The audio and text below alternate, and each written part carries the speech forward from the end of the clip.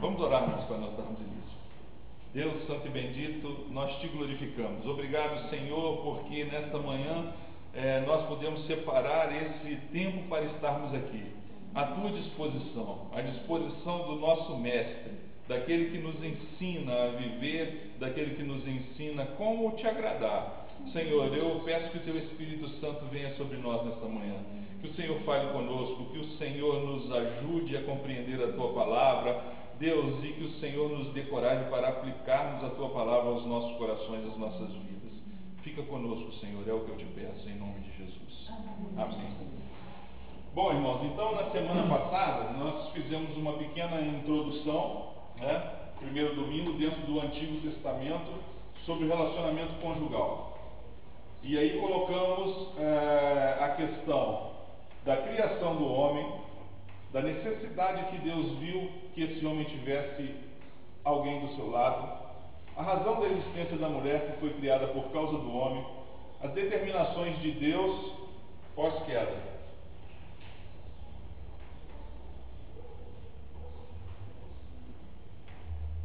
O que Deus determinou para o homem, para a mulher, para a natureza, para a serpente e para todos que estavam envolvidos dentro da queda, da desobediência. Hoje vamos nos aprofundar mais falando sobre o casamento, Qual o posicionamento bíblico a respeito de casamento? Casamento é invenção do homem? Qual o posicionamento bíblico a respeito disso? E esse posicionamento bíblico é válido para hoje? Ou não? Ou será que os textos, não apenas do Antigo, mas do Novo também, estão baseados num tempo e numa cultura específicos, de modo que não servem para nós hoje? Se foram ditos e escritos no primeiro século, são válidos para o século XXI? O pós-modernismo traz a necessidade de uma atualização das Escrituras para os nossos dias?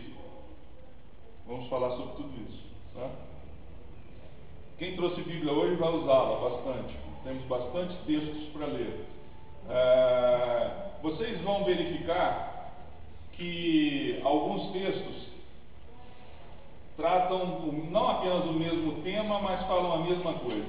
E por que nós estamos, então, vamos ver três textos semelhantes, ou quase iguais? Exatamente para fundamentar que todo o ensino bíblico, toda a doutrina bíblica não pode ser baseada num texto isolado. Não pode estar escrito em apenas um lugar das Escrituras e eu dizer para você, não, isso aqui fundamenta toda a nossa fé, sendo que foi escrito por apenas um escritor, está baseado num único texto. As Escrituras, elas funcionam dessa maneira. O que você vê em determinado lugar perdura por toda a Escritura, Dificilmente você vai ver algo escrito em um lugar só.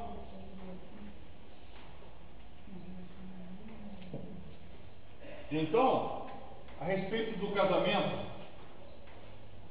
vamos ler alguns textos.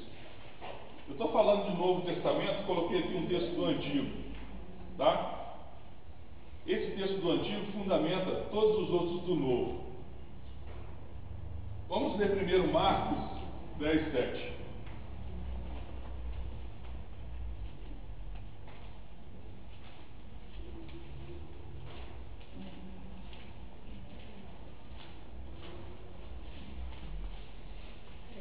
Depois, se você quiser, você pode marcar esses textos aí, pode copiar no lugarzinho separado. Se quiser uma folha, tem aí para copiar, para anotar.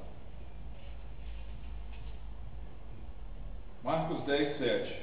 Por isso, deixará o homem a seu pai e a sua mãe, e unir-se-á à sua mulher, e serão os dois uma só carne, e assim já não serão dois, mas uma só carne. Portanto, o que Deus ajuntou, não o separe o homem. Veja bem, então, essa instituição, casamento, não é invenção do homem. A formação da família formada por homem e mulher, ela vem daqui, de quando Deus achou a necessidade no homem de ter alguém do seu lado, né? Então, vem primeiro da parte de Deus, e depois está sacramentada, então, pelos homens, e diz aqui esse texto que nós lemos: deixará o homem seu pai e sua mãe, e unir-se-á à sua mulher, e serão os dois uma só carne, e assim já não serão dois, mas uma só carne. Bom, como é que a gente pode entender isso? Serão os dois uma só carne, né?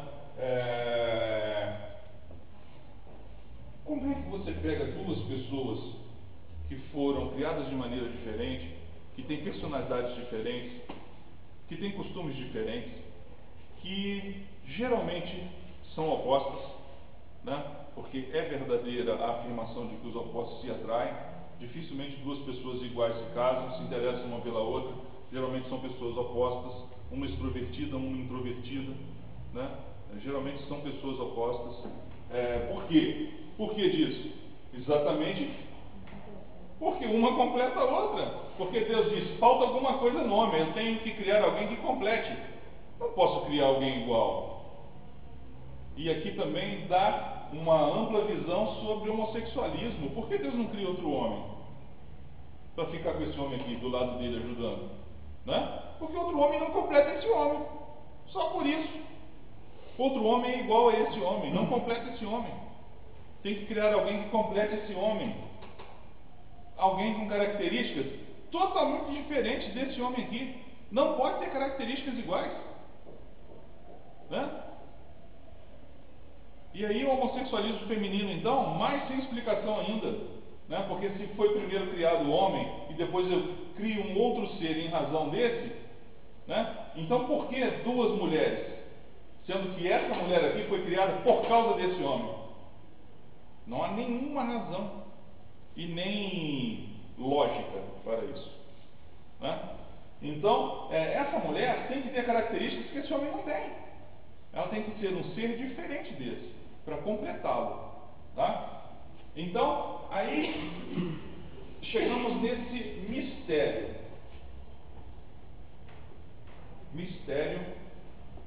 de Deus, chamado casamento. Por que mistério? Porque você pega duas pessoas e faz uma. E você pega duas pessoas que são totalmente diferentes, para fundir em uma só. Como é que isso pode funcionar? Só pode funcionar através de Deus. Sem Ele não funciona. Sem Ele não funciona. É um mistério dele. Sem Ele não funciona. São de muitas diferenças. Como é que você vai fazer de duas pessoas uma só? Duas que pensam diferentes, duas que são diferentes.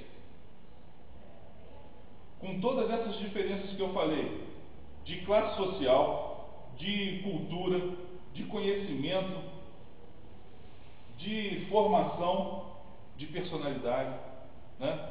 Não bastassem as diferenças entre o sexo, entre homem e mulher, né? Que a mulher é totalmente diferente do homem. Não bastasse essas diferenças, ainda tem as diferenças que se adquirem durante a vida, né? Caminhos que cada um toma. Então, como é que eu faço isso aqui? Humanamente impossível. Humanamente impossível. Não dá. Não dá para pensar o casamento sem Deus, irmãos. Não dá. Porque não vai funcionar.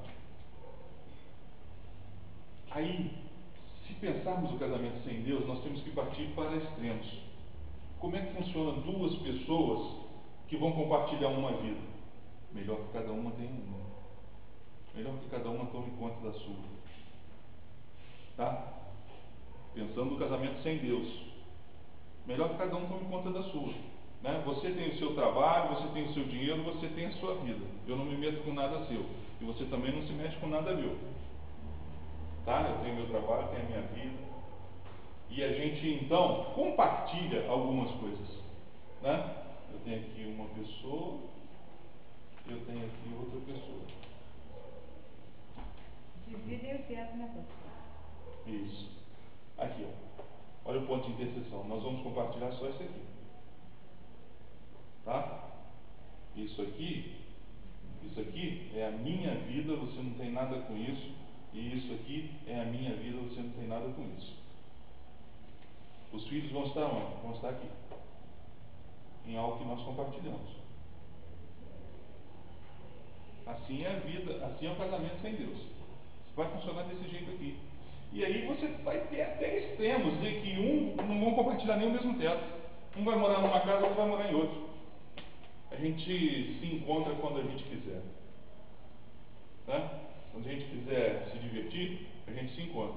Compartilhar problemas? Não. Isso destrói casamento. Né? Compartilhar necessidades? Isso destrói casamento. Compartilhar educação dos filhos? E nem pensar, isso afasta casais. Né? Então, do ponto de vista humano, você vai ter que criar mecanismos para que funcione. Mecanismos de individualismo, de individualização. E aí não chegar aos extremos. Esse aqui mora sozinho, né?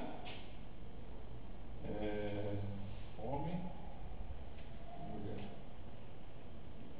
Esse aqui mora sozinho, né? Essa mulher mora sozinho. Aí essa interseção aqui vai ficando cada vez menor. Depois dos filhos criados, menos contato, até que esse homem e essa mulher um chega para o outro e fala assim: vamos fazer o seguinte, você pode ter quem você quiser e eu posso ter quem eu quiser. Vamos ter um relacionamento aberto. É melhor. Assim nós vamos ter condições de ser felizes. Né? Então, essa união, ela parte para o individualismo. Cada um vai ter a sua vida. Isso aqui sem Deus. Isso aqui não é casamento. Isso aqui não é família. Né? Isso não é família. Esses filhos aqui, eles não vão se sentir filhos de ninguém. Eles não vão se sentir filhos de ninguém. Eles têm duas pessoas diferentes com as quais eles se relacionam. E depois a gente vai ver isso também no divórcio. Né? Que vai acontecer a mesma coisa. Eles têm duas pessoas diferentes com as quais eles se relacionam. Né? Um que eles chamam de pai, outro que eles chamam de mãe. Mas isso aqui não é uma família. Eles não discutem problemas em comum. Eles não têm necessidades comuns. Eles não têm nada em comum. Eles não têm nada em comum. Né? Então, pensar casamento sem Deus que o concebeu, que concebeu a ideia, que concebeu o padrão, não existe. Não existe. Porque Deus criou esse mistério de que duas pessoas totalmente diferentes serão uma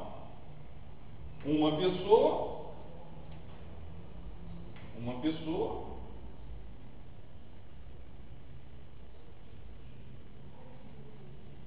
com duas cabeças. Uma pessoa com duas cabeças. E cabeças diferentes. Cabeças diferentes. Como é que isso vai funcionar? Isso vai funcionar com a terceira cabeça, que é Deus, que vai fazer com que essas cabeças aqui se harmonizem nele.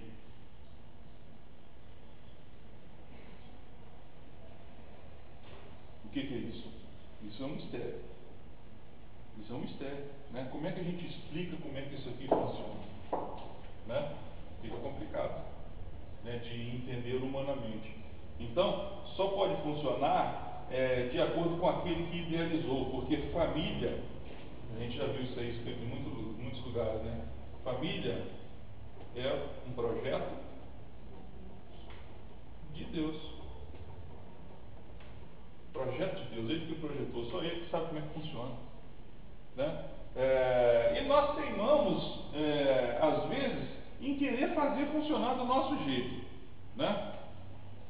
Pastor, eu conheço bem minha esposa, a esposa diz, eu também conheço bem esse homem, eu sei como é que é melhor funcionar lá em casa. Para funcionar lá em casa, eu sei como é que é melhor. Melhor deixar Deus fora disso. Né? Deixa que a gente resolve. Né? E não funciona, não vai funcionar. Fora de quem projetou. Quem já trabalhou em área de engenharia, sabe muito bem como é que funciona um projeto. O projeto só quem fez é que sabe. Né? Você entrega na mão de alguém e fala, executa, e essa pessoa vai executar aquilo que você escreveu, que você desenhou. Né? Mas em qualquer dúvida, chama quem fez, chama quem projetou. Né? É assim. Então, é assim que vai funcionar com Deus. Mas vamos mais devagar, né? Vamos ler os demais textos sobre o casamento. Efésios 5:31.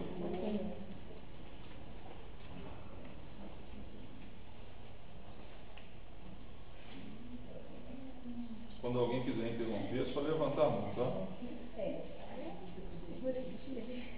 5:31.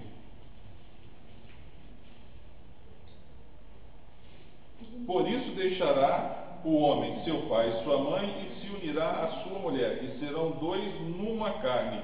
Grande é este mistério. Digo, porém, a respeito de Cristo e da igreja. Está falando da relação entre Cristo e a igreja, que surge baseado exatamente nisso, né? Entre esposo e esposa, porque a igreja é a noiva que aguarda o seu esposo, que é Cristo, né? E os dois são um só. Então é a mesma relação, tá? Entre marido e mulher.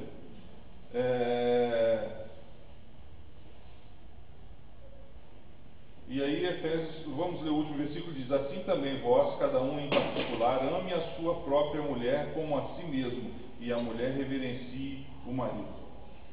Vamos ficando com esses textos na memória. Primeira Epístola de Paulo aos Coríntios 7:1.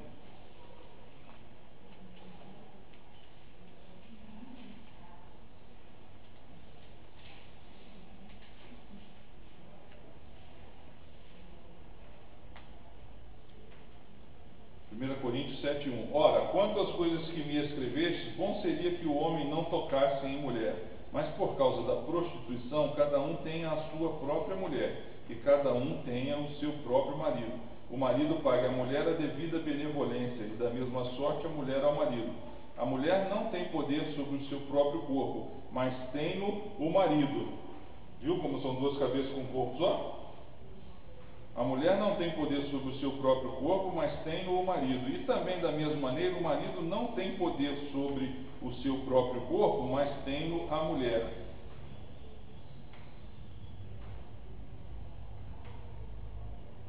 Só até aqui.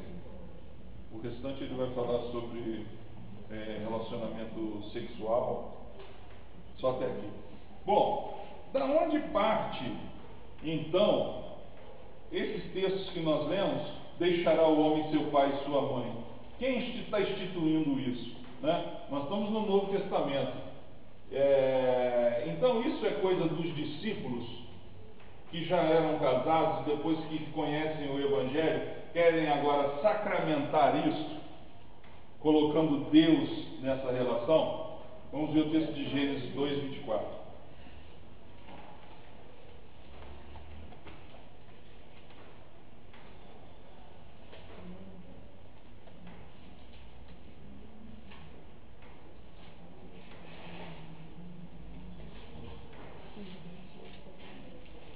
O senhor ainda me perguntou antes da escola, essa é a opinião de Paulo? Vamos ver se é a opinião de Paulo, lá no Gênesis. Gênesis 2:24. O senhor perguntou sobre a questão de estar só, mas eu quero dizer essa questão do casamento, de deixar o homem seu pai e sua mãe, e se unir à sua mulher, se é questão dos escritores do Novo. Gênesis 2:24. Portanto deixará o varão o seu pai e a sua mãe, e apegar-se-á à sua mulher, e serão ambos uma carne. Isso quem está dizendo é o próprio Deus, que está dizendo, depois de haver criado o homem, criado a mulher, ele está dizendo: deixará o varão o seu pai e a sua mãe, e apegar-se-á à sua mulher. Interessante aqui, né? O varão aqui não tem pai nem mãe. Adão não tem pai nem mãe, né? E como é que Deus já está instituindo que ele deixará seu pai e sua mãe, né? Já fica instituído aqui que o homem, que Deus não criaria mais homem nenhum, que que o processo de criação agora ficará na responsabilidade do homem, que criará outro ser semelhante a ele através da sexualidade. Então esse homem terá um pai e uma mãe. E ele deixará esse pai e essa mãe e vai se unir à sua mulher. Né?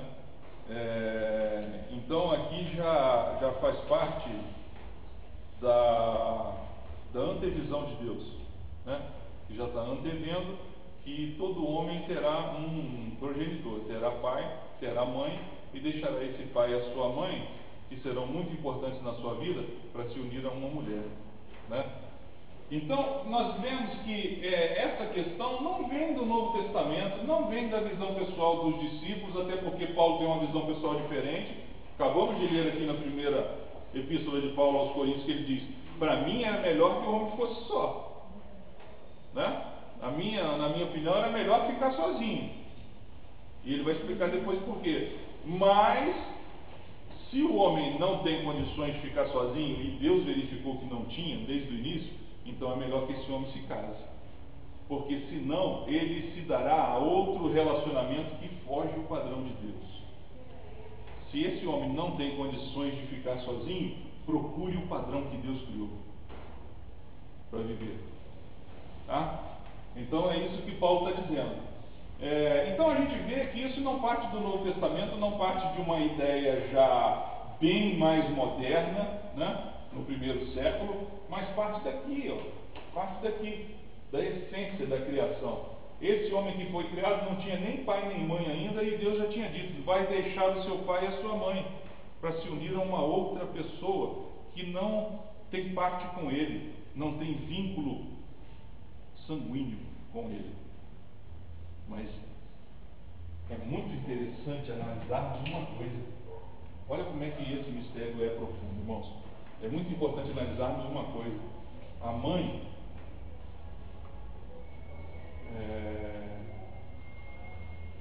em relação ao seu filho, a Bíblia não diz que eles serão uma só carne. A mãe está ligada ao filho porque desde da gestação ela está ligada a ele através de um cordão que o alimenta com o seu próprio sangue. Correto? Todo nutriente que esse filho aqui recebe quando feto vem dessa mãe através de um cordão umbilical. Tudo que ela come, ela manda para ele, né? Através de nutrientes. Mas como que essa mãe aqui não é uma só carne com esse filho? O que a Bíblia diz é que o homem e a mulher serão um só. O filho e a mãe não são um só. Porque desde a criação, o homem e a mulher têm uma interligação muito grande, porque a Eva foi tirada dele. Porque um existe por causa do outro. E a mãe não é assim que funciona. A mãe, o filho depende dela até certo tempo, que ele possa viver sozinho, e depois ele é outra pessoa. Ele é outra pessoa, ele é independente dela, ele tem que ser independente dela. É porque aí ele vai deixar o pai e a mãe para se unir a alguém. Isso. A pessoa. Isso mesmo, Rita. Ele tem que ser independente dela por ordem de Deus. Ele vai deixar seu pai e sua mãe e vai se unir à sua mulher. Ele sendo filho homem, ele sendo filha, o que vai acontecer? Outro homem vai deixar seu pai e sua mãe e vai se unir a ela. E ela vai ter o vínculo cortado da mesma forma. E aí, nessa questão aí, também, a gente vai lá na mãe de Jesus. E as pessoas idolatram a mãe Correto. de Jesus. Ela é como toda mãe bem-aventurada, vamos dizer assim, né? Porque foi a mãe de Jesus, e porque eu sou a mãe dos meus filhos me devem como é que eu vou falar? Um respeito, não, uma atenção. A minha mãe, ela foi no ventre dela que eu gerei, mas eu não sou a mais maravilhosa por causa disso, porque sou mãe. E assim é a mãe de Jesus, ela é bem-aventurada. Nós agradecemos a ela aquele ventre que gerou o nosso Salvador, mas ela não pode nada. Veja bem, esse filho, ele tem uma dívida de gratidão para com essa mãe. Exatamente, a palavra me fugiu. É uma gratidão. Dívida de gratidão, porque o que ela fez por ele ninguém podia fazer. Ninguém podia dar luz a ele se não fosse ela. Depois, Hã? antes disso, também o pai desse filho, o marido dela, tinha deixado o filho. Sim, Ela não ia. sim, sem dúvida, Então, sem dúvida. é O filho, pai, filho tem que deixar a gente. o pai aqui, né? Então, veja bem, esse filho tem uma dívida de gratidão com essa mãe que não pode pagar. Não pode pagar, né? Por mais que esse filho faça por sua mãe, ele não vai dar a luz a ela. Foi ela que carregou ele 9 meses e que cuidou dele quando ele era indefeso. Qualquer pessoa podia acabar com a vida dele. Foi a mãe que cuidou dele. Isso em todas as espécies, né? Você vê que em todas as espécies a mãe, a fêmea sempre defende os seus filhotes com a vida dela mesma, né? Então aqui da mesma forma. Então esse filho não tem como pagar essa dívida com essa mãe. Ótimo. Ele vai viver a sua vida toda no cuidado dessa mãe que cuidou dele quando ele era indefeso ainda. Ótimo, mas ele não é uma só carne com ela. Ele tem que obedecer à determinação de Deus. Deixará o homem seu pai e sua mãe e vai se unir à sua mulher e os dois serão uma só carne. Eles serão uma nova família. Eles serão uma nova família, né? Esse filho não é uma só carne com o seu pai e não é uma só carne com a sua mãe. Ele vai ser uma só carne com a sua mulher. Então esse vínculo aqui, irmãos, é maior. Esse vínculo aqui é maior. Eu nem sei se os pensamentos são normais, o que eu estou pensando aqui. Por exemplo, a mulher que aquele homem escolheu para sua esposa foi aquela que foi tirada dele. Entendeu?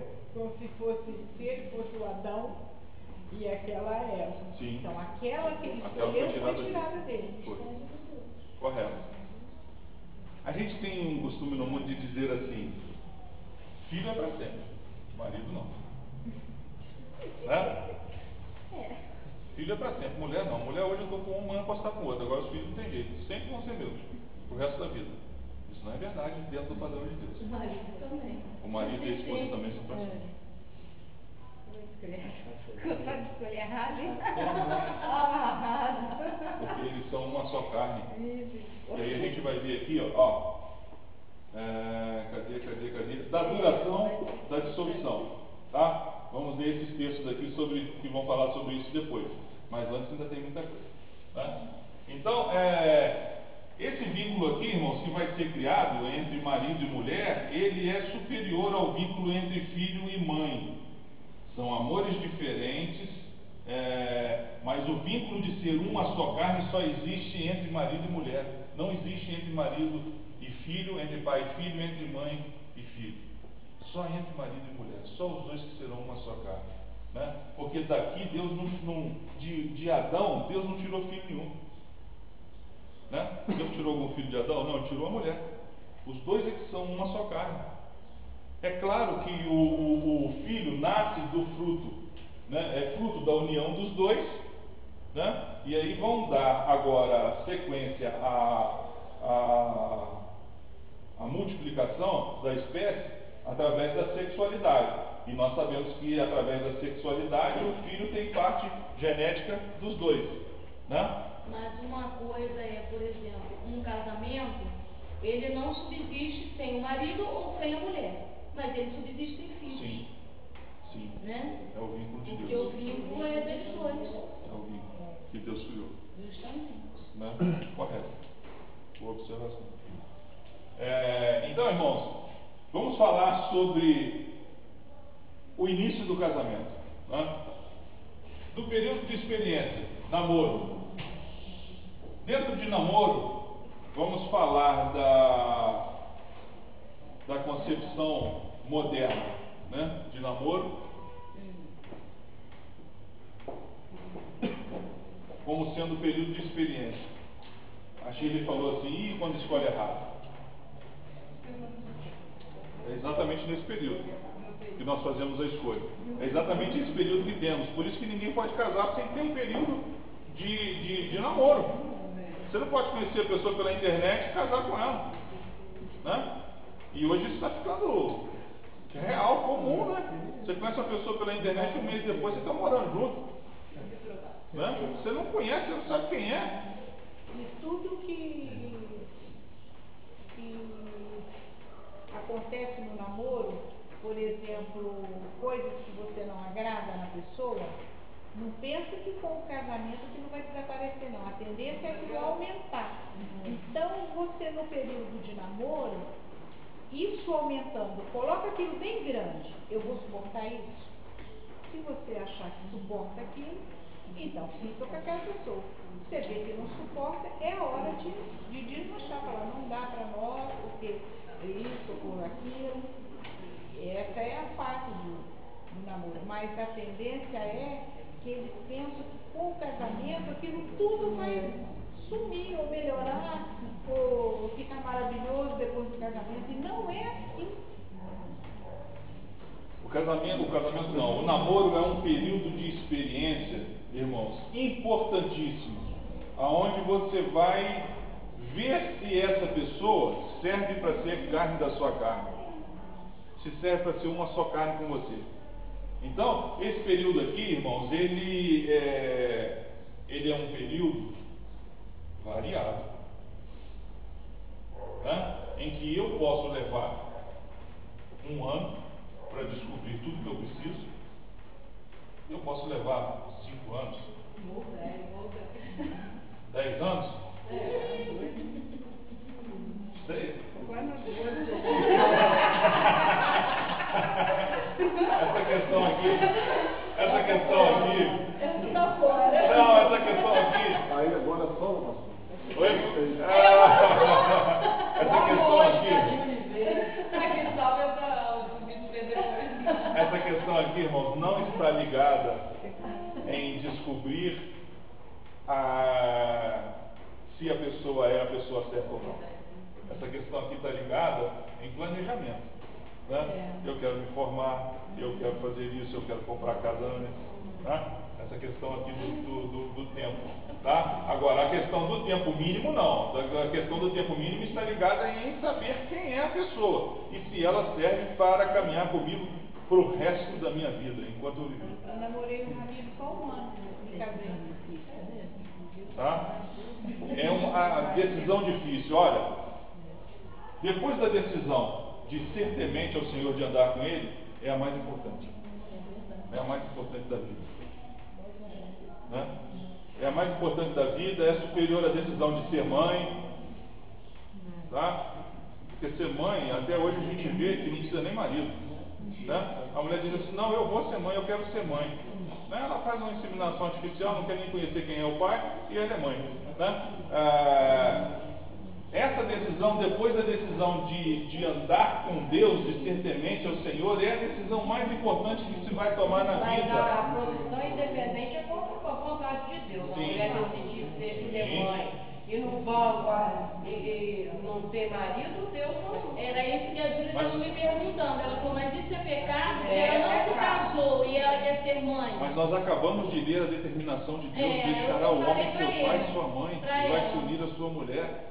E aí não é está uma escrito. família, porque não pode ser vai ser um lar diferente. Não está escrito, deixará a mulher o seu pai e a sua mãe e terá um relacionamento independente, e aí ela pode constituir a sua família. Não está escrito isso, primeiro. E se optar por não ter um relacionamento, não casar, viver sozinho? Problema nenhum.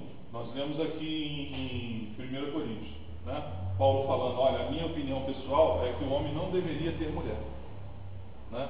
E Ou que a mulher não tivesse homem. A opinião de Paulo, né? E necessariamente também não tem que, assim, igual na igreja católica, é ser freira. Não. Ficar Pode sozinho. Não. Pode viver para Deus, mas não dessa forma.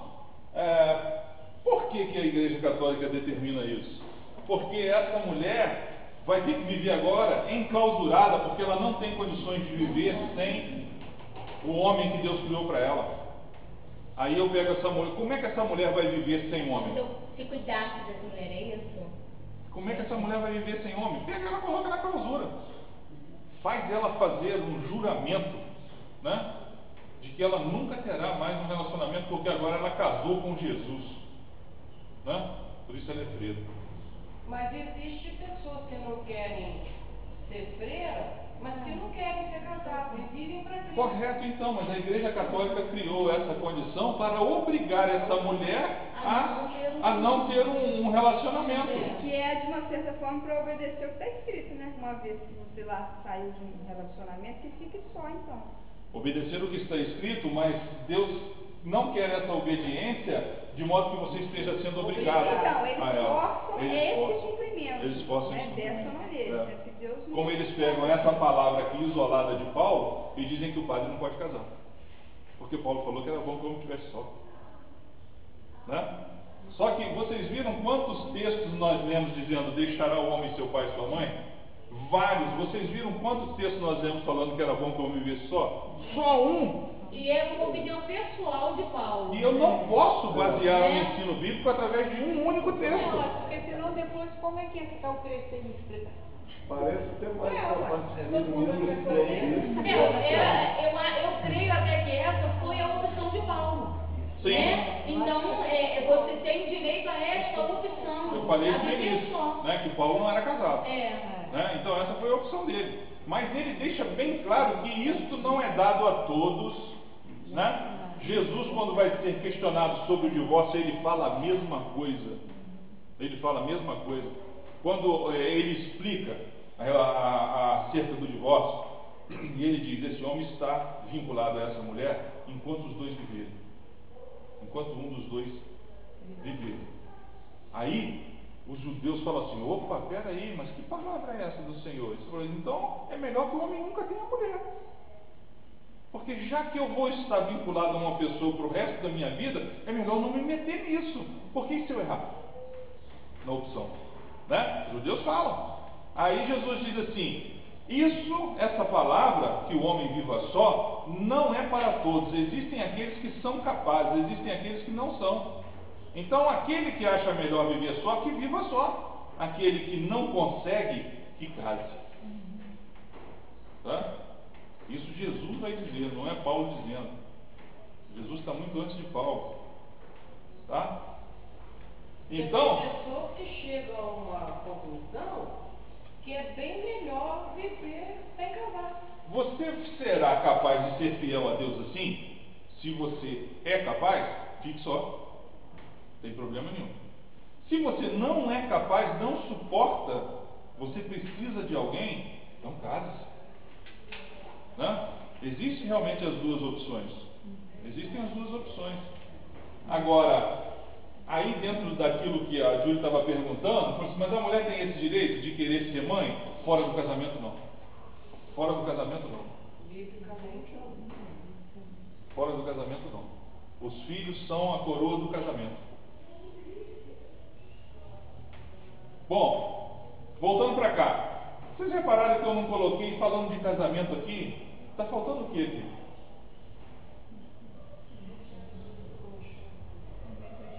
O que está faltando para casamento? Uma palavrinha pequena. Amor? Não. Não.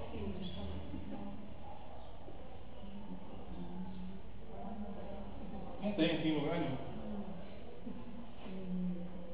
Isso quer dizer que isso não é tão importante. Mas por que falei disso agora? Oi?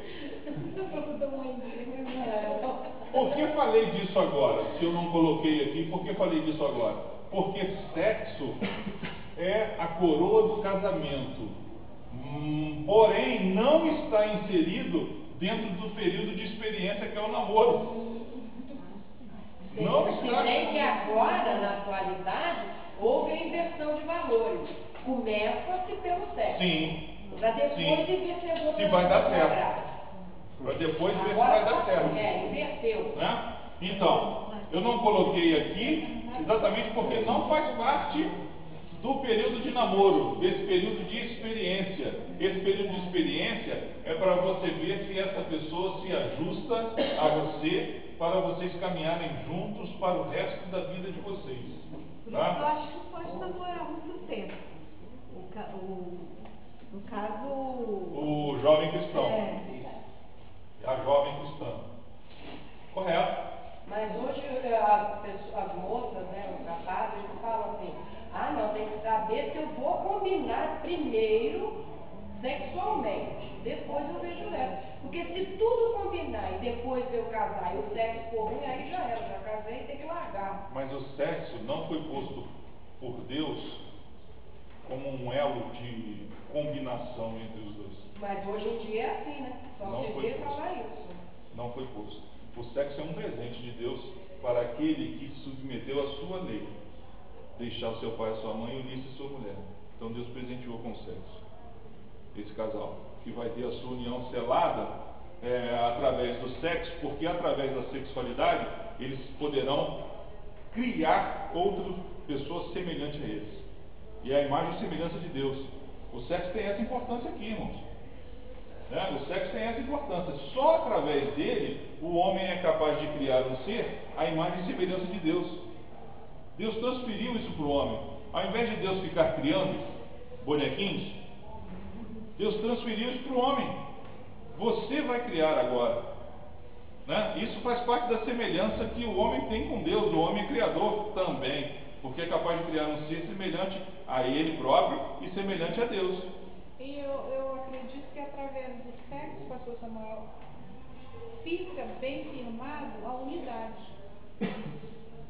Torna-se um só através do sexo.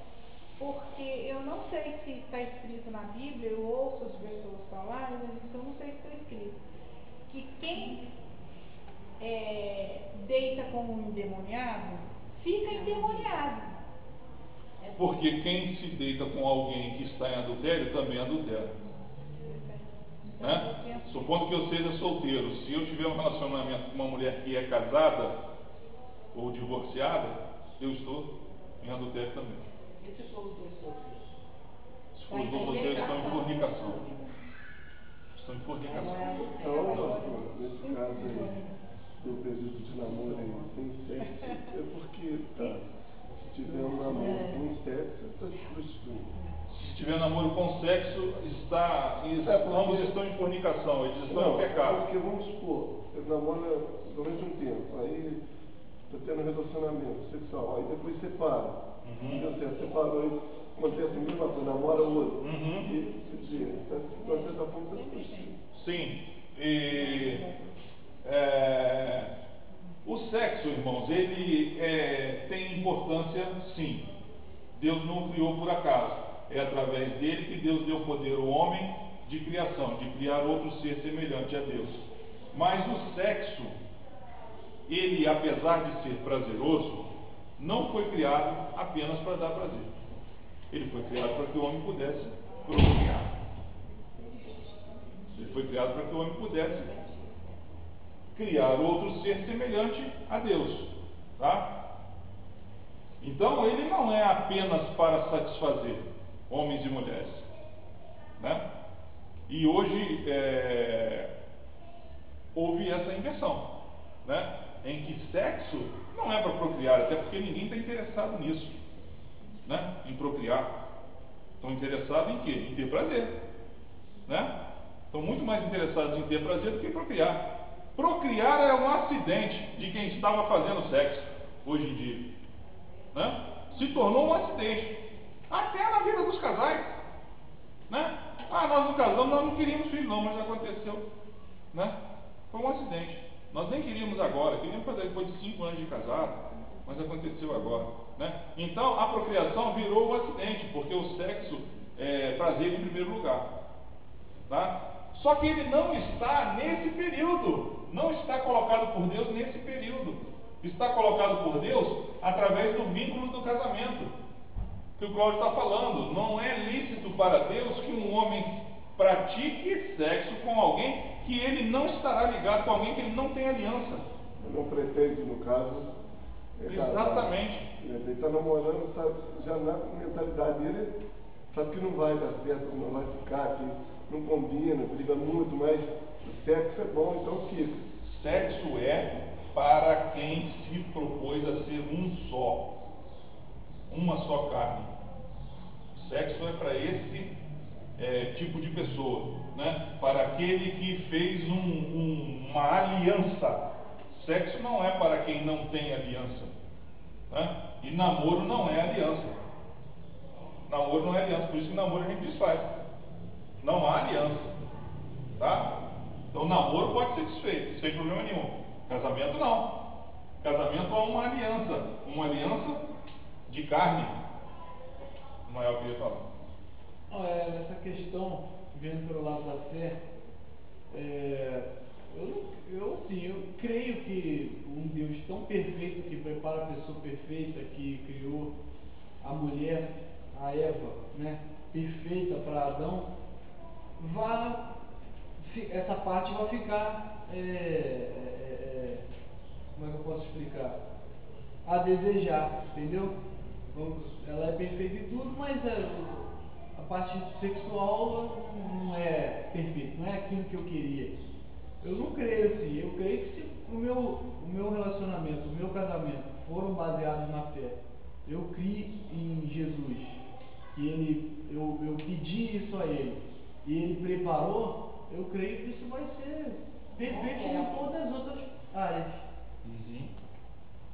Aí vai entrar uma questão interessante, que é o sentimento, né? Porque sexo sem sentimento é uma coisa, e sexo com sentimento é outra, né? O sexo livre, né, que uma pessoa conheceu a outra hoje e pratica sexo com ela, é totalmente diferente do que o sexo entre marido e mulher. É totalmente diferente. O sexo entre marido e mulher é sentimento, né? A aliança, né? Os dois que estão praticando sabem que um vive para o outro, né? Sabe que aquele que está ali amanhã não vai estar com outra pessoa, sabe que aquilo é para sempre, não é ocasional, né? Então é um sentimento totalmente diferente, né? Aí que vai haver esse complemento que o Ismael está falando. É porque assim, quando acontece mais lá para frente, de que acontece um problema qualquer de saúde e o casal, um deles não tem mais sexo, ele ficou doente, um problema qualquer, se não há o vínculo do amor, acabou o casamento. Acabou o casamento. Você pode estar velha, você pode estar velho, não tem mais casamento. Correto. Por isso que casamento não pode estar baseado em nenhuma outra coisa a não ser na determinação de Deus, no padrão de Deus, de que os dois se tornaram um só. Se os dois se tornaram um só, irmão, se acabou para um, acabou para o outro. Eles não são um só? Não é um corpo só? Se acabou o prazer para um, acabou para o outro. Agora, se eles são individuais, independentes, não, acabou para você, para mim não. Eu arranjo outro parceiro, acabou, problema. Né? Eu já li uma vez numa revista, não me lembro se foi na Nova ou se foi na Americana, falando que os casais, a reportagem era isso, que os casais que têm casos fora do casamento, apimenta o casamento. É muito melhor o homem ter uma mulher na rua, ele fica um marido muito melhor. Agora você vê, e a mulher que tem outro homem na rua, e o marido também não sabe, aquela união é muito mais apimentada. Aí eu fiquei pensando, meu Deus, mas por que, né, que o povo acha isso? Eu fiquei analisando, será que é porque eles têm que manter aquilo escondido e, para tanto, se dedica mais para poder o outro não desconfiar? Até o dia desse marido ou essa mulher Por aí quê? queima a boca com a pimenta. E aí,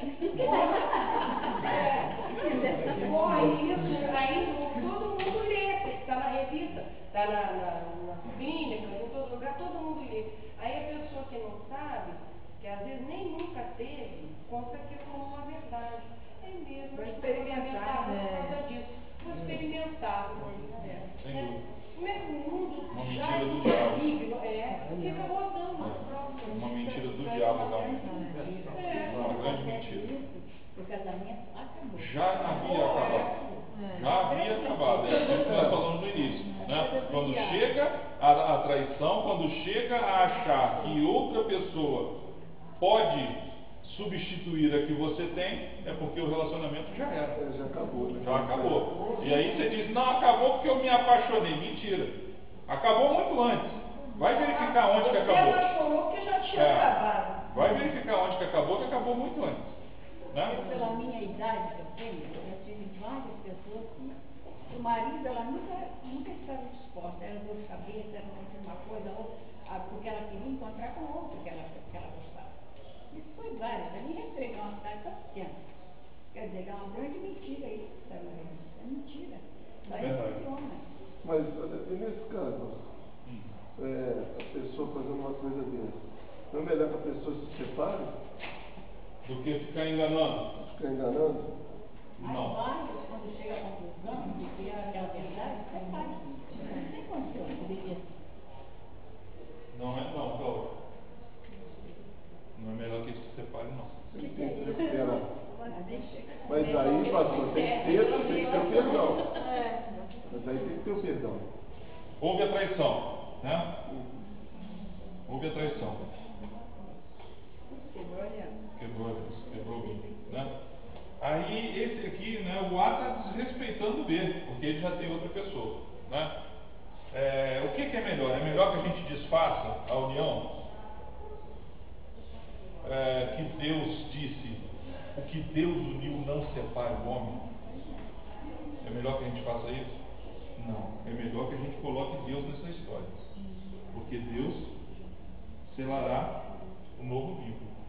Deus é o único. Vocês já ouviram muito em cerimônia de casamento falar assim: olhem esta aliança, ela não tem começo nem fim.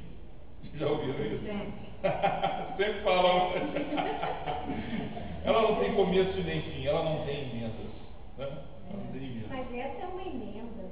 Qual? Essa então é uma emenda. Exatamente, uma emenda. É isso mesmo, por isso que eu estou citando isso. E essa emenda, quem é capaz de fazer? O único que é capaz de fazer? Só Deus, homem nenhum pode emendar isso aqui.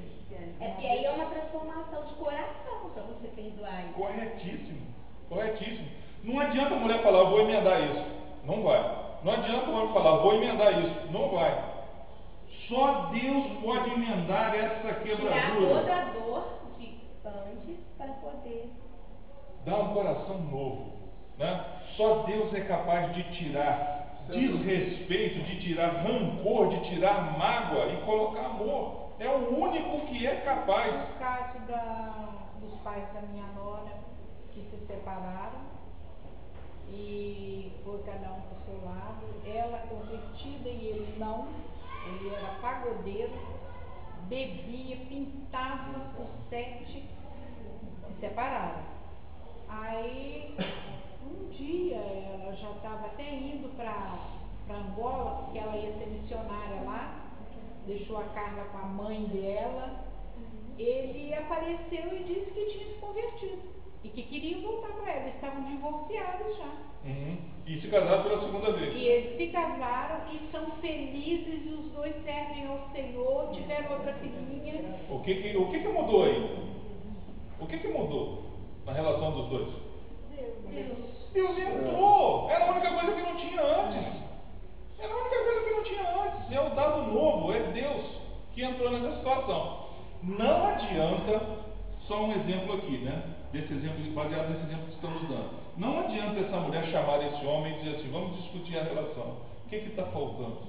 Né? E esse homem vai dizer assim para essa mulher, não, a questão é a seguinte, a fulana, a outra pessoa que eu tenho, não significa nada para mim, você que é a mulher da minha vida. Não vai adiantar, sabe por quê? Porque essa mulher pode aceitar esse homem de volta, mas ficou a marca no coração dela, ficou lá, ela não tirou, e nem ele vai tirar com palavras, tá? Então não adianta achar que uma boa conversa vai colocar tudo no lugar, porque não vai. O que adianta é transformação de vidas, é deixar Deus entrar, porque Deus pode tocar nesse sentimento que ficou guardado. Porque senão, sabe o que acontece na maioria das vezes? Essa mulher guarda um sentimento de vingança. E ou ela se vingará da mesma forma, ou ela se vingará pelo resto da vida. Ou ela se vingará pelo resto da vida, fazendo a vida desse homem um inferno, para ele pagar o que ele fez, ou ela vai se vingar também com uma traição. E ainda a possibilidade de, pelo sentimento ruim que ela guardou, ainda ficar doente, morrer, por ser angustiada, né? Por ter sentido mal amada, traída, e não perdoar essa situação. Sim. Ainda fica... E o que é pior, sem Deus essa mulher diz que perdoou. Sem Deus ela diz que perdoou. E volta a viver com esse homem, às vezes por outras questões, né, por conveniência, porque tem filhos. Né? Não, isso não é o melhor para mim, mas é o melhor para os meus filhos. Mas, pastor, se for o contrário, mulher que trai e o homem não consegue ficar só. Não faz diferença nenhuma. Meu irmão que estava lá, ele casou de novo, porque ele não queria ficar só. Ele não falou que não conseguia ficar só. Aí ele casou de novo na igreja. Sim, correto. Isso é um passo depois, né? Um passo adiante. Estamos aqui ainda falando daqueles que estão com o casamento destruído, mas que ainda não se separaram e que veem a possibilidade de uma reconciliação, porque ambos se amam ainda, né? Ambos ainda se amam, né? Agora, e quando não se amam?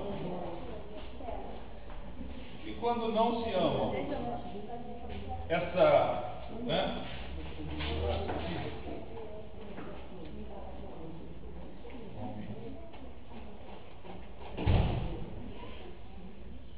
E quando não se amam mais? E se essa mulher aqui disser que ela agora, porque já se envolveu com outra pessoa, ela não ama mais esse homem, ela odeia esse homem? Ou ainda que ela não tenha outra pessoa ainda, mas ela diz que esse homem fez tanta coisa com ela que ela agora já não o ama mais. Esse homem aqui teve outros relacionamentos, esse homem aqui traiu. Né? Esse homem traiu. E essa mulher ficou com uma mágoa em seu coração e disse: ao invés de amar esse homem, agora eu o odeio. Aí qual é a solução, Jó? Separa. Para Jesus, né? Mas aí dessa forma a gente fala assim, quando já tem um, pelo menos, que se é convertido ou tem a fé suficiente, né? Agora, no caso, sendo dois ímpios, não tem solução. Foi bom você difícil. falar nisso. Sendo dois ímpios não tem solução. Tá? Sendo dois ímpios não tem solução. Vai separar mesmo, porque Deus não vai entrar nessa história. Pelo contrário, Satanás já entrou para destruir, né? Já fez com que esse homem tivesse outras mulheres, já colocou uma mágoa no coração dessa mulher imensa. Ele trabalha na vida dos dois, no caso. Trabalha na vida dos dois. No caso na vida dos 3, dos 4, dos 5. No caso da Está trabalhando na vida dos outros também. Né? Estão se envolvendo aqui. Ali foi reconstituído porque tinha no Evangelho. Né? Aí, né? Tá? Foi bem colocado pelo Cláudio. Nós estamos falando aqui de pessoas que conhecem a Deus, irmãos. Se não conhecem a Deus, não tem solução. A solução é conhecer a Deus. Não consertar casamento. Né? Primeiro, através de um curso para casais, né? A gente tem esse hábito, né? Vamos trazer um casal aqui de ímpios que estão para se separar. Vamos fazer com que eles participem de um curso de casais para ver se resolve o problema deles. O que resolve o problema deles é Jesus Cristo. Coloca Jesus Cristo na vida, que o resto vem como consequência de Deus ter entrado naquela vida. Tá? E aí sim nós podemos crer que aonde existe mágoa, existe ódio, Deus vai colocar amor, mas em corações que se entregaram a Jesus. Eu acho que o casal que conhece a Deus, né? Porque o ímpio não tem condições. Eles começam a ver que a coisa está perigando, vamos dizer assim. Eles têm que sentar e eles têm que dar um jeito naquela situação. Porque com Deus, e eles têm que solucionar aquilo. Não é pensar, vamos separar, a gente fica sozinho para o resto da vida, vamos. Não, eles têm que resolver e têm que ficar junto. Porque se tem filhos, tem os filhos que são deles. Se eles se separam, mesmo por uma traição, um traiu, tem que chegar a um denominador comum e viver a vida feliz ali, com aquela família, porque o divorciado, eu sou livre porque a mulher me traiu. e vou casar com outro, ele vai pegar uma carga de outro casamento, que não é o dele, vai ficar com o dele, porque os filhos são dele e aquele vínculo não acaba, mesmo separado, e ainda vai ficar com a carga do outro casamento. É bom colocarmos, irmãos, que a hipótese de separação não existe aqui, Eu penso isso. no padrão de Deus. Não existe. Da duração do casamento. 1 Coríntios 7,39. Vamos ver. Nós já lemos, nós vamos ler de novo.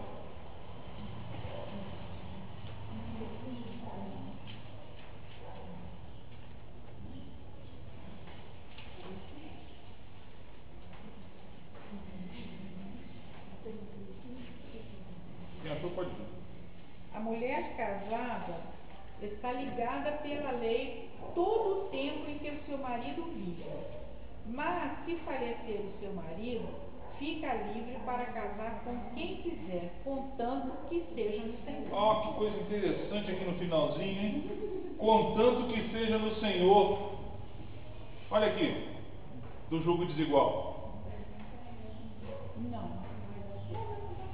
Por que está escrito isso aqui? Porque existem mulheres que depois que ficam viúvas acham que pode casar com qualquer um. Casa com um ímpio e quer que o ímpio seja uma bênção. Volta a questão daquele que namorava e de que era livre. Que vai namorar, vai ter um período de experiência e que não pode se submeter a um julgo desigual, a casar com quem não sirva a Deus. Vamos aproveitar e vamos ler 2 Coríntios 6. Sobre o julgo desigual. Nesse caso da traição, pastor, existem, falo isso porque aconteceu lá em casa. Foram muitas traições e você sabe, minha mãe quis ficar até que as filhas crescessem, né, para que ela pudesse então se separar. Aconteceu na casa do seu pai? Isso, lá em casa. Meu pai sempre traía, minha mãe aceitava, traía, foram muitas. Então, até que ela resolveu se separar, porque viu que não tinha solução, né? Até porque, irmãos, os dois estavam em Deus, eram cristãos, e ele não queria mudar de vida. Então, ela resolveu se separar. Né? Depois que as filhas crescessem mais um pouco, eram uns 4 filhas, resolveu se separar. Você falou uma coisa que não bate. Os dois eram cristãos, mas ele não queria mudar de vida. Não, então ele não tinha, cristãos que eu quero dizer na igreja, né? Não defendendo a minha mãe, mas a vida dela era íntegra diante de Deus, e a dele não. Então, foi assim, ela se separou, e logo que se separou, ela também se afastou do Evangelho. Né? Viveu uma vida fora do Evangelho. Ele sempre disse estar no Evangelho. Casou-se de novo e ela, depois que voltou para o Evangelho, você sabe, tinha aquela mágoa de tudo que ele tinha feito, né? Então, isso aí foi trabalhado por Deus, né? Deus, com muita paciência, conseguiu trabalhar isso no coração dela, mas ela não quer esse casamento de novo. Ela não quer voltar, vamos supor, com esta pessoa. Aí ela fez opção por ser só. É isso aí, aí ela optou por viver sozinha. Não tem problema nenhum. Mas não pode viver sozinha tendo amargo, hein? Pois é, isso que eu quero dizer. Olha só. Ela escolheu viver sozinha, mas não sei se hoje ainda tem alguma mágoa. Peraí, olha só. Em primeiro lugar, escolheu viver com Cristo. Escolheu viver sozinha. Em segundo lugar, em primeiro lugar, você escolhe viver com Cristo. Isso. Em segundo lugar, escolheu viver sozinha. Escolheu viver sozinha, mas antes escolheu viver com Cristo. Então não pode ter o ódio nem a mágoa no coração, porque senão não anda com Cristo. Isso aí. Tá? Escolheu viver sozinha em Cristo. Então não pode ter a mágoa no coração. Então Deus trabalhará nesse coração para tirar essa mágoa e esse Hoje eu ódio. até acredito que não tenha, porque consegue até conviver Ela com convive com ele, né? Eu não consegui Exatamente, conviver. conversa, Então hoje convive. convive, né? Então acredito que não tenha mais a mágoa, mas foi um período muito grande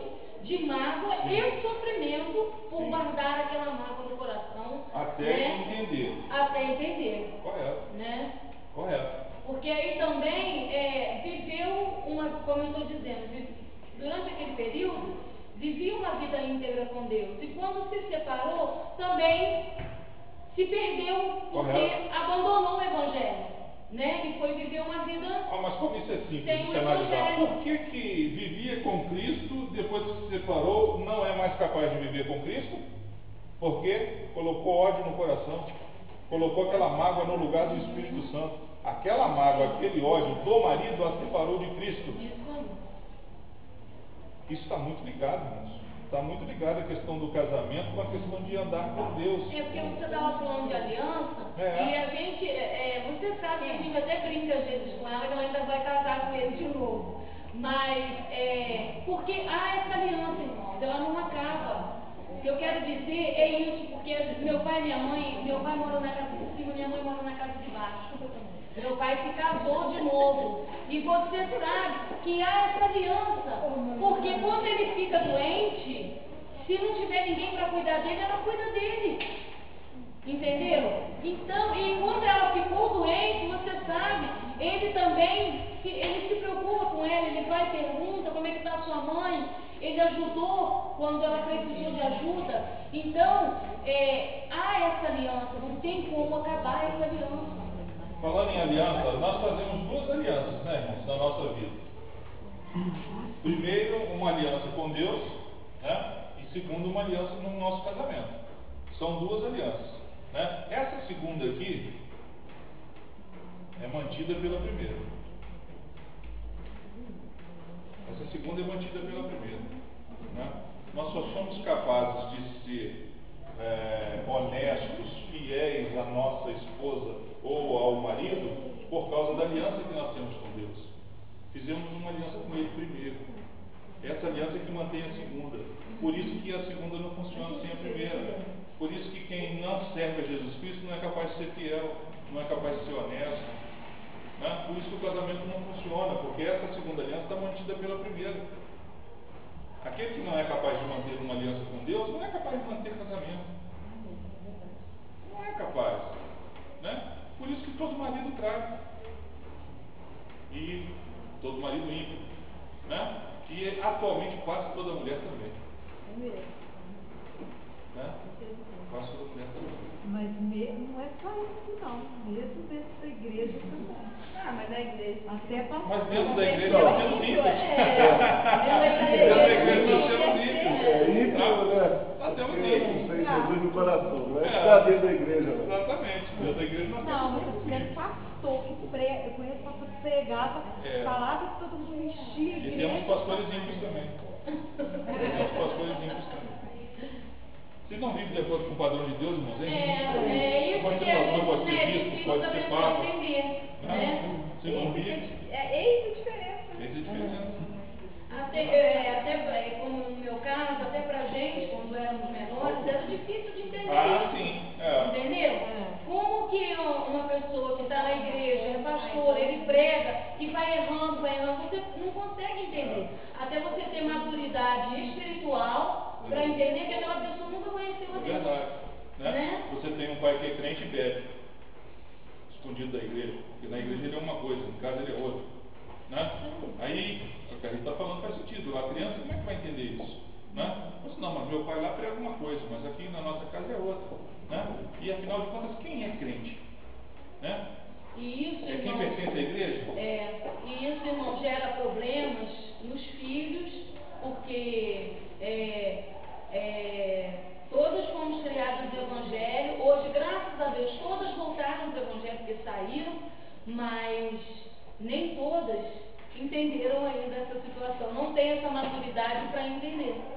Né? Então é complicado, porque isso vai gerando um problema nos Cada filhos. um deles tem uma coisa. Gera um problema. Em alguns casos fica mágoa, né? Dos filhos para com os pais. Né? Fica mágoa pelo que o pai fez com a mãe. Fica mágoa pelo que o pai fez com os próprios filhos. Né? E essa mágoa e fica também. também um sentimento de ainda não entender, porque ver aquela pessoa, o pai, a pessoa do pai, como uma pessoa, vamos dizer assim, santo, é meu pai, não é capaz de fazer isso, não foi tanto assim, entendeu? Não consegue entender essa situação ainda. E há uma projeção no relacionamento entre marido e mulher, do relacionamento entre pai e mãe. Isso aí.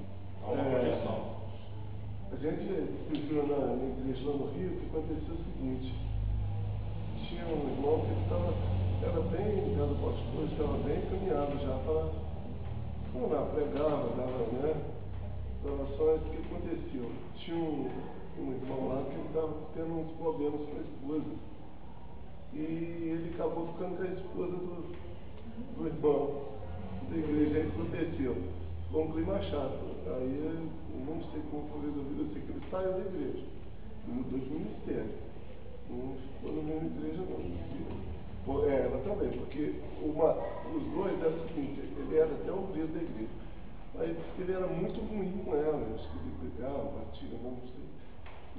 Foi colocado assim. Aí esse outro entrou no meio da relação e acabou ficando com ela.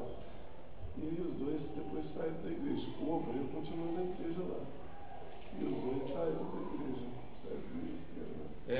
Sobre isso que nós estamos falando, sobre pais, filhos, uma moça que vê o seu pai trair a sua mãe, depois ela se casa, automaticamente ela não confia no seu marido. Ela acha que vai acontecer a mesma coisa, que ela vai ser traída também. Há essa projeção, né? Então, só que quando as coisas são feitas em Deus e há entendimento, todas estas maldições são quebradas.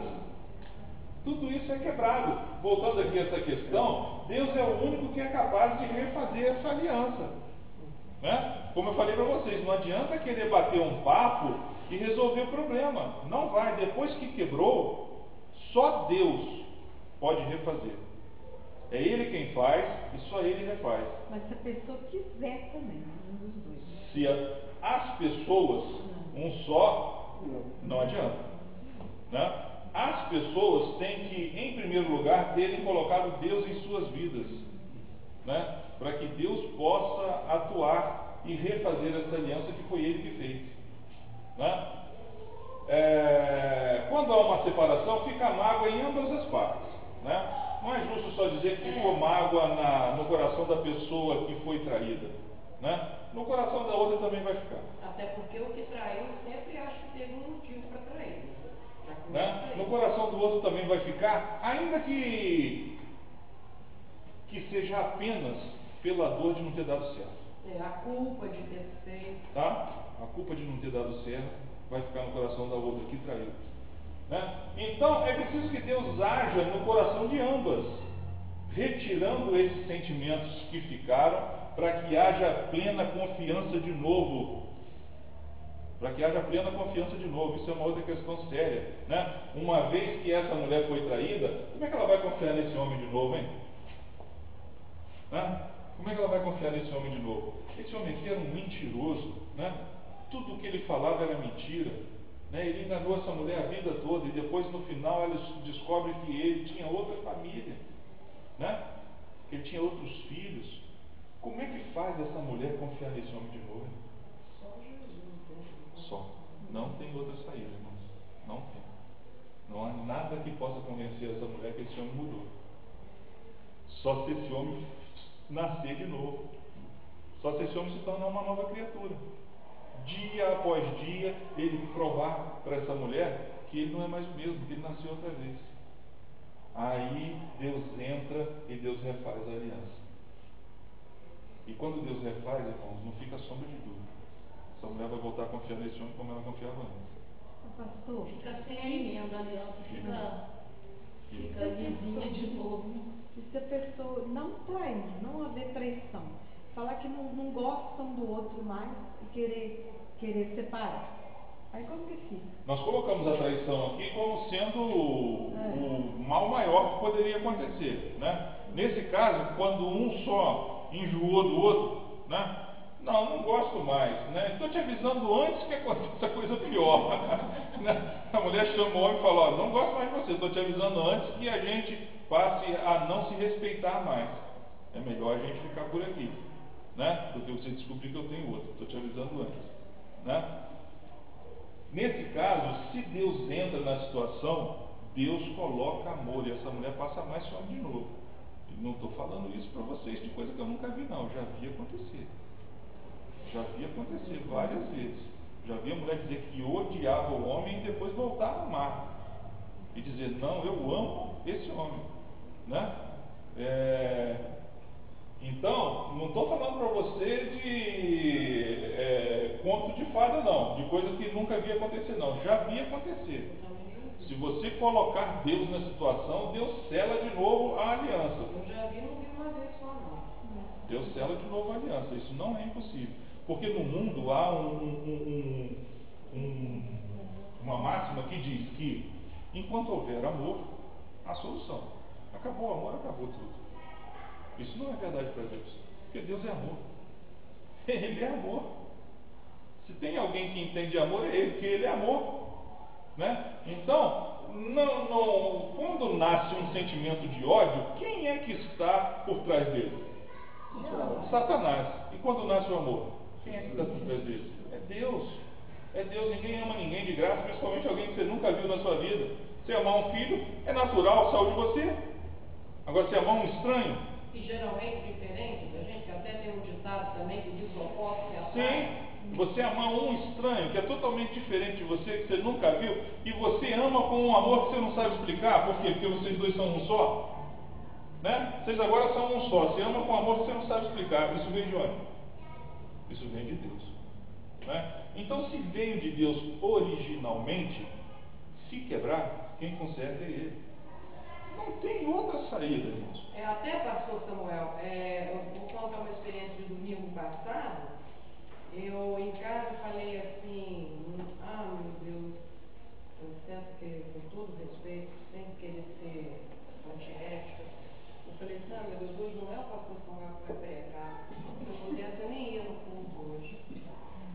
Falei lá em casa, mas Deus me ensinou uma experiência no domingo, que eu aprendi aquilo de Deus, apanhei para a minha vida a certeza de como Deus é vivo. E eu acho que a partir do momento que a gente começa a ver o nosso Senhor como um ser vivo, atuante na nossa vida, as coisas se tornam mais fáceis e a gente vai corrigindo a tarefa. Porque eu tive que pedir perdão, pastor, quando acabou a mensagem. Porque o Senhor Deus usou ele. Lógico que foi para muita gente, mas especialmente para mim. Tudo que Deus falou através do pastor Rogério, na mensagem dele inteira, desde a hora que ele começou até a hora que terminou a mensagem, foi para mim. Então eu tomei aquilo como uma grande experiência que eu vivi com ele no domingo, porque toda a mensagem que o Senhor colocou naquela noite, ela caiu inteirinha dentro de mim. Sabe quando a gente fala assim, pega a carapuça e veste? Eu peguei a de domingo e enfiei ela até no pé, porque não tinha mais para onde eu enfiar. De marido, de filho, de tudo que o Senhor falou ali, foi para mim. Então o Senhor primeiramente disse para mim, não olhe quem está na frente falando, olhe que sou eu, o seu Deus, quem estou falando à igreja. Foi uma bênção para a minha vida ter aprendido isso. E assim como eu aprendi isso, eu quero falar isso, que as pessoas, que nós passamos a ver o Senhor como um ser vivo, um Espírito que está atuando na nossa vida. Porque para mim foi uma vez. Porque eu comecei a observar em casa que a minha mudança, a minha forma de viver, mudando, as outras coisas mudam. Até porque diz uma frase assim, se eu não mudar, nada muda. Então eu tenho que começar por mim. Assim como todos nós, né? Porque eu fico vendo no meu relacionamento em casa, que não há ali uma aliança, não há ali um casamento. Né? Há ali um contrato de duas pessoas, vamos viver juntos a partir de hoje, se respeitando como marido e mulher. Mas eu percebo nele, essa semana inteira, uma mudança assim, tremenda pelo fato de eu estar vigiando o meu falar dele. Né? Porque eu sempre falei aquilo ali. Ah, se eu quero lá, aquilo é uma praga, isso é uma praga. Exatamente a expressão que ele falou. Exatamente a expressão que Deus disse. A mulher falando que meu marido é uma praga. Aquilo caiu dentro do meu coração. Porque é exatamente a palavra que eu falava. E essa semana eu não falei. Graças a Deus, vigiando. Estou dando um testemunho da minha vigiando a minha vida. E ele dizia assim para mim: você está doente, não se levante da cama. Pode deixar que eu faça tudo. E eu fiquei besta, porque ele foi lá, orgulhoso, não quero que levar o lanche para mim, levou o lanche para o Enzo, porque o Enzo está comigo esses dias, né? E eu fiquei pensando com Jesus, como o Senhor é bom. Não é ele que é bom, não sou eu que sou boa, não é Deus que é bom. É o Senhor que cuida dos filhos dele, ensina a gente a proceder de uma forma diferente. E na mesma hora que eu faço o casamento, que eu estou aqui, está vendo como eu falei lá e estou aqui agora? Então, assim, eu aprendi muito essa semana. Parece que Deus pega a gente e fala assim: fica aqui de cama, filho.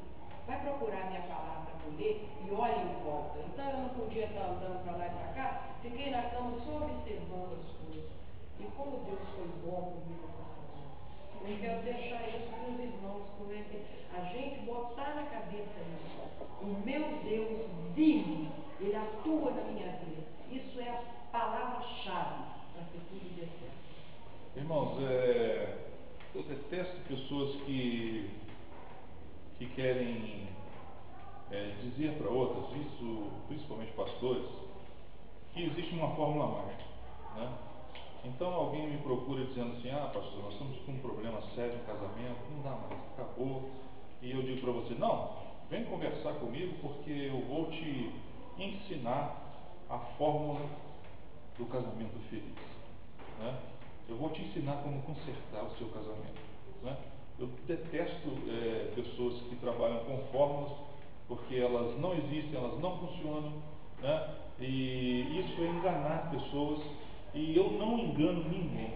Então, quando alguém me procura dizendo que estamos com um problema, primeiro, quem restaura e quem faz é Deus, só Ele pode, né? Eu não tenho condições de restaurar casamento de ninguém, né? Até porque eu tenho o meu para tomar conta dele, né? Então eu não tenho condições de restaurar casamento de ninguém, mas eu sei dizer para você como proceder para que Deus faça, né? Então eu posso ajudar? Eu posso ajudar, mas eu não tenho condições de tirar desconfiança do teu coração, colocar confiança de volta.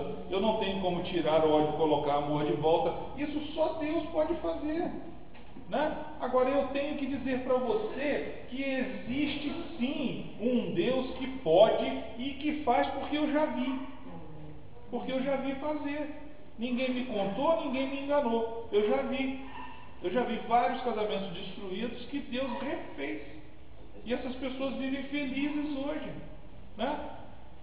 E que às vezes até acreditam parte disso a ajuda que o pastor deu. Mas o pastor mostra o caminho, mas não pode andar por você, né? É você que tem que trilhar ele, né? Então, tem solução? Tem. Solução tem, né? Como o Cláudio perguntou, o que a gente faz? Separa, acaba, não tem mais solução? A irmã falou: e aí, pastor, quando um não quer mais o outro, enjoou, né? Como é que faz? Cada um, o senhor aconselha, cada um toca a sua vida, cada um vive sozinho, dá o conselho de Paulo, né? Fala: ó, eu acho melhor cada um de vocês seguir o seu rumo, né? Não está dando certo, né? Faz o seguinte: se quiser, fica um aqui na igreja, o outro vai para outra igreja, né? Para não ficar um ambiente ruim, né? Não, eu não aconselho isso não. Eu aconselho que você coloque Deus no centro da sua vida, porque vai ter solução. Ah, pastor, mas já me traiu 1000 vezes. Vai ter solução, tá? Se esse homem for transformado por Deus, ele nunca mais trairá. E se essa mulher for transformada por Deus, ela nunca mais duvidará desse homem. Ela nunca mais duvidará. Tá? Agora, Difícil? Eu não estou dizendo que é fácil. É doloroso? É difícil? Colocar Deus no centro de uma vida que está totalmente destruída é complicado? Né? Porque você levou a vida inteira para destruir e quer que Deus construa, reconstrua em um dia, né? Sendo que nem o mundo ele fez em um dia, fez em 6. Mas a sua vida você quer que faça em um só, né? Refaça em um só, né? Você levou a vida inteira para destruir e agora você traz para a igreja e ainda fala assim: pastor, está demorando. Pastor, está demorando. Eu sei que quem tem a necessidade tem pressa. Tem pressa, você está com a vida destruída, né? As pessoas até falam assim: para o senhor é fácil, né, pastor? Está tudo certinho, né? Está com o seu casamento bem, para você é fácil, né? Agora, e a minha situação? Minha situação é outra, totalmente diferente, né? E aí vão entrar também outras complicações, né? E a gente vai ver isso mais tarde. Aí a gente já vai ver, aqui nós estamos falando de casais que não se separaram. Depois vamos falar de casais que já se separaram, né? Que agora cada um tem a sua vida. Você tem filho de um casamento e filho de outro. Vamos entrar nessas partes também, tá? São coisas que o pastor não gosta de falar, né? E nem quem está na situação de ouvir. E nem quem está na situação de também não gosta de ouvir. Também não gosta de ouvir. Tá? Os alunos estão ficando preparando. Para nós fecharmos hoje, vamos fechar só com isso aqui, só com essa questão do julgo desigual, 2 Coríntios 6.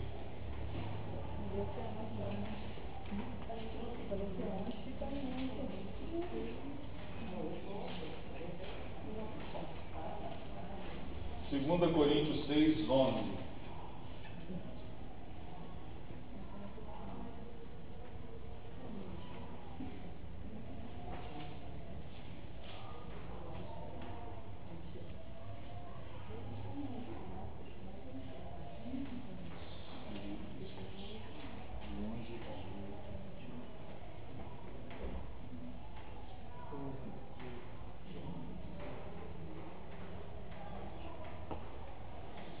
Ó Coríntios, a nossa boca está aberta para vós, o nosso coração está dilatado. Não estáis estreitados em nós, mas estáis estreitados nos vossos próprios afetos. Ora, em recompensa disso, falo como a filhos, dilatai-vos também vós. Não vos prendais a um jugo desigual com os infiéis, porque que sociedade tem a justiça com a injustiça? E que comunhão tem a luz com as trevas? E que concórdia há em Cristo e Belial? Ou que parte tem o fiel com o infiel? E que consenso tem o templo de Deus com os ídolos? Porque vós sois o templo do Deus vivente. Como Deus disse: neles habitarei e entre eles andarei, e eu serei o seu Deus e eles serão o meu povo. Pelo que saí do meio deles e apartai-vos, diz o Senhor, e não toqueis nada imundo, e eu vos receberei, e eu serei para vós pai, e vós sereis para mim filhos e filhas, diz o Senhor Todo-Poderoso. Por que eu li tudo isso, irmão? Sendo que nem tudo aqui está tratando de julgo desigual, mas essa última parte, por exemplo, falando que e que consenso tem o templo de Deus com os ídolos. Quem nesse caso aqui é o templo de Deus? Aquele que pertence a Deus é templo do Espírito Santo. E como é que você vai ser templo do Espírito Santo e vai habitar ou estar aliançado com alguém que não está aliançado com Deus? Isso não funciona. Esse não é o padrão de Deus. Não vai dar certo, né? Às vezes a gente fala: eu não nasci velho não, também já namorei, né? E eu já tive sobre julgo desigual. Namorava uma moça que era neta de um pai de santo. Eles eram envolvidos todos com a macumbaria. Eles eram envolvidos todos com a macumbaria. E eu era, desde 12 anos, batizado na igreja. E meu pai me chamou e me falou assim: olha, o que você está fazendo, né? Que é isso, pai? Não tem nada a ver, né? Não tem nada a ver. Achei naquela idade que isso não tinha nada a ver. E hoje eu tenho plena convicção disso que eu estou ensinando, né? Esse é o ponto-chave o início de tudo para uma vida bem-sucedida, para uma vida abençoada. É você não se colocar em julgo desigual, né? Porque Deus não poderá abençoar a sua vida dessa forma, né? E aí você está se tornando um com essa pessoa que não serve a Deus. Como que o Espírito de Deus irá habitar nesse corpo que se fez um com essa pessoa através dessa aliança, né? Se Satanás se o ímpio tem por pai Satanás, como é que você que tem o Espírito Santo que habita dentro de você, como é que você vai ser um corpo só com essa pessoa? Como é que isso vai funcionar, irmão? Isso não vai funcionar. Como é que você vai orar querendo pedir a Deus que o seu marido ou a sua esposa, que são ímpios, sejam uma bênção? Isso não vai funcionar. Então o que a gente faz? Eu oro para ele se converter. Se esse ímpio trai você, como é que você vai orar ao Senhor que refaça essa aliança se esse ímpio vai continuar traindo? Como é que você vai pedir a Deus que tire a mágoa, o ódio do seu coração, sendo que Ele está renovando ele todo dia? Nesse caso, é quando eles já se casam assim, né? Porque é o caso também, por exemplo, somos dois no mundo e um se converte, perfeito. Aí sim, eu acho que é até mais fácil, né? Porque você não estava preparado para aquela situação, né? Agora, quando você já vai sabendo, aí é mais complicado, porque você já sabia daquilo, né? Você já era cristão e você quis aquela situação, né? Você buscou ela. O texto está dizendo, não vos prendais a um jugo desigual. Não em quem já estava junto antes, unido, sem Deus, e agora uma das partes se converte. Né? Não se meta, não entre num jugo desigual. Isso é exatamente para o jovem crente ou para a jovem que está namorando ou pretendendo namorar ou pretendendo se casar com alguém que não serve ao Senhor. Isso é derrota. A sua vida já começou derrotada, já começou errada, começou muito mal e não vai terminar bem, né? Então isso aqui é extremamente importante. A Shirley falou assim, nossa, que decisão, né? Importante na vida, né? Que coisa difícil. E se a gente errar? A gente só tem uma oportunidade, né? Só tem uma chance. E se errar? Exatamente. Dentro dessa única chance que você tem, observa isso. Que eu já falei para você, se o seu marido que é crente estiver andando fora do padrão de Deus, você tem como chamá-lo e dizer para ele, olha, a Escritura diz que você não está andando de acordo com o padrão de Deus. Esse não é o padrão de Deus para as nossas vidas, para que nós sejamos felizes. Por isso nós estamos infelizes. Agora, se esse homem é ímpio, você não tem como fazer isso. Esse homem tem por pai o diabo. Esse homem vai ser usado pelo diabo para te causar mágoa, para te provocar, para te afrontar. Às vezes até dentro da própria igreja, alguém está namorando, começa a namorar, eu estou falando de gente jovem, né? Ela é crente ou ele é crente, mas tem que ver se ele vive de acordo com as escrituras, porque às vezes está dentro da igreja e não é crente nada. Correto. É julgo desigual. Também. Porque o Ismael teve uma namoradinha, depois que ele começou a namorar com a Grace, e o primeiro dia que eu vi a menina, que ele levou ela em casa, eu disse assim, não é crente não. Namoradinha porque ela era Ele falou assim, pequenininha. mãe, como é que a senhora pode falar isso? Como é que a senhora pode falar isso se a senhora nem conhece a menina? Eu estou te falando que não é. Passou. Daí há 30 dias ele viu que não era crente. Porque ele chegou a ligar para mim, já desmanchei na rua. Não entramos em detalhes, porque graças, louvado seja Deus que desmanchou, eu achei que foi uma bênção. E então é isso, que às vezes dentro está na igreja, mas não é crente. Não é crente. Nós vamos ficar por aqui hoje, mas na semana que vem nós vamos voltar partindo daqui e vamos partir desse ponto. O pai deve interferir, os pais devem alertar sobre essa questão. Vamos partir daí semana que vem. Vamos tirar nossa festa hoje, já são 11 horas.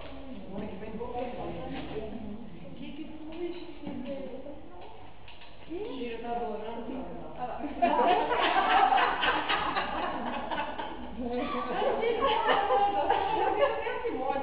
gostando não tá dividindo.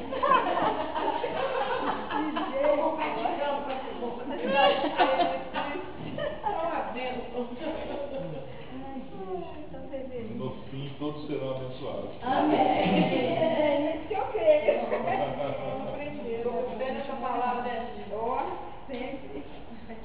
pé, irmão. Vamos orar. Vamos terminar. Esse é apenas o segundo domingo. Primeiro nós vamos ao fundo do poço. Depois vamos começar a sair ali. Vamos ao fundo do poço primeiro. Temos que chegar lá, senão não resolvemos os nossos problemas. Né? Colocar a sujeira debaixo do tapete é a pior atitude que nós podemos tomar. Né? Deixar no cantinho do coração, para não ser que eu não mexo, não, isso aqui é complicado, é a pior solução. Né? A solução é mexer, a solução é deixar Deus mexer. Né? Deixa Deus tratar, deixa Deus tocar nisso que está guardado, nessa angústia, nessa mágoa, nesse ódio, nesse lixo que ficou de um relacionamento que acabou. Deixa Deus mexer nisso. Né? Porque só Ele pode. Só Ele pode. Ninguém mais tem nem autoridade e nem poder para enfiar a mão no seu coração. Só Jesus. Né? Então vamos, nesse espírito, vamos continuar. Deus santo e bendito, no nome de Jesus nós te damos graça. Obrigado, Mestre, por tudo que o Senhor tem feito por nós. Senhor, eu fico em paz e tranquilo, porque sei que, Deus, existem coisas que só o Senhor pode fazer e eu nem me meto em tentar fazê-las, Deus. Né? Porque o teu Espírito, Senhor, é que tem toda a sabedoria. O Senhor sabe tratar, o Senhor sabe lidar. Deus amado, eu creio no teu pastoreio.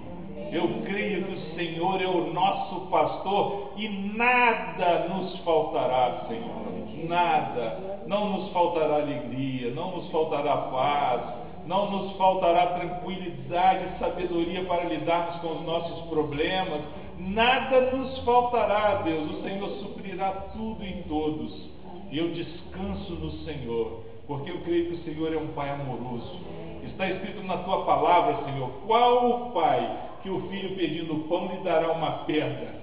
Ah, Deus, o Senhor é muito maior do que qualquer pai. O Senhor tem um coração muito mais amoroso do que os nossos corações. O Senhor jamais nos dará uma pedra. Deus, precisamos do teu alimento, precisamos, Senhor, que o Senhor nos sustente. Precisamos, Deus, que o Senhor nos dê sabedoria para entendermos a tua palavra. Precisamos que o Senhor nos dê sabedoria para viver esta vida e resolver os nossos problemas. Espírito Santo de Deus, atue em cada um de nós. Em nome de Jesus Cristo é o que eu te peço. Amém, Senhor. Amém. Graças a Deus. Até a semana que vem, irmãos, permitindo Deus. Oi.